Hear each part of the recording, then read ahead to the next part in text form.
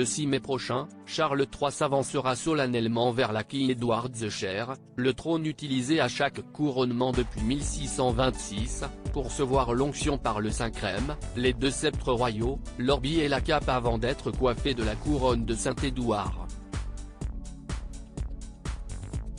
À quoi songera le nouveau monarque à ce moment précis, alors que tous les regards seront rivés sur lui? Il aura sans aucun doute une pensée émue pour sa mère bien-aimée, celle qu'il avait tendrement surnommée My Darling Mama lors de son premier discours en tant que roi, les yeux embués par les larmes. Mais très vite, il s'efforcera de contenir son émotion en pensant à son père, le duc d'Édimbourg, disparu en avril 2021, qui s'est longtemps agacé de voir un héritier du trône si timide, si sentimental. Un regard au balcon, et le nouveau roi plongera près de 70 ans en arrière, quand petit, il assistait au couronnement de sa propre mère, sous le regard bienveillant de sa grand-mère adorée, Queen Mum. Mais qu'en sera-t-il de Lady Diana? Charles III aura-t-il une pensée pour la mère de ses deux fils, les princes William et Harry? Entre les murs de l'un des édifices les plus prestigieux de Londres, qui a vu tant d'événements être célébrés en son sein, les souvenirs s'entremêlent. Même si un en particulier restera à jamais gravé dans les mémoires, et dans celle de Charles III en particulier. 1997, la mort tragique de Lady Diana dans un accident de voiture sous le pont de l'Alma provoque une onde de choc planétaire. Avec sa maîtresse Camilla, celui qui n'est encore qu'héritier du trône est désigné coupable, et certains voient en lui un homme à abattre. Les quelques notes au piano de Candle in the Wind d'Elton John qui résonnent dans l'abbaye de Westminster lors de ses funérailles ne suffisent pas à apaiser les esprits. Si les relations s'étaient quelque peu apaisées entre le prince Charles et Lady Diana avant sa disparition tragique en août 1997, la crise avait atteint son paroxysme 2 ans plus tôt, lorsque la princesse des cœurs avait cru bon dire tout haut ce qu'elle pensait tout bas. Face à Martin Bashir, dans l'émission Panorama diffusée sur la BBC, elle lâchait une véritable bombe en direct, et remettait en cause les capacités du prince Charles à être un bon roi.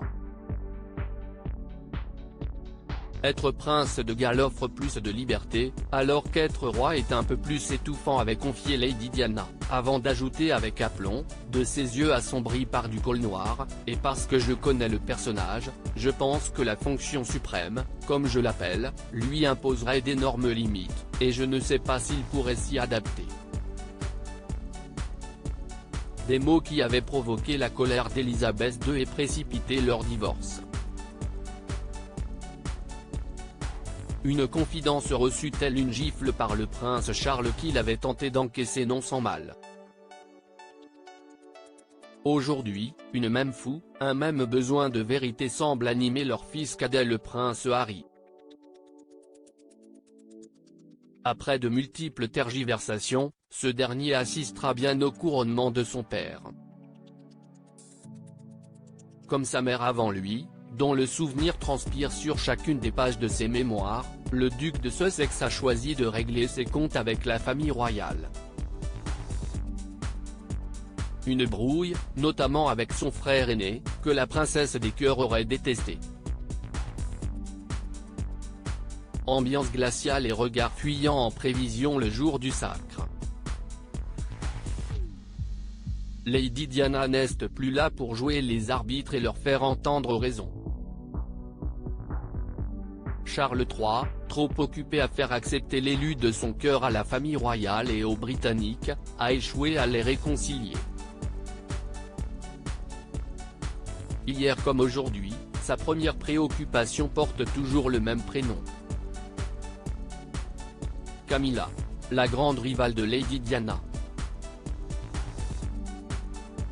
Celle qu'elle considérait comme la troisième personne de son mariage. Celle qu'elle n'a jamais su faire oublier à Charles.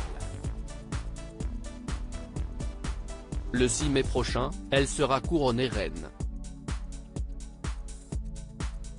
Et le diable se cache dans les détails. Pour l'habiller en cette journée historique, elle a fait appel à Bruce Oldfield, le couturier longtemps fétiche de Lady Di. Les hommages, intentionnels ou non, à Lady Diana dans les rangs de l'abbaye de Westminster, qui représentera la défunte princesse. Ses sœurs Lady Sarah et Lady Jane ont-elles seulement reçu un carton d'invitation? Le geste serait symbolique mais les places sont très chères. 2000 invités ont reçu leur précieux sésame, pas un de plus.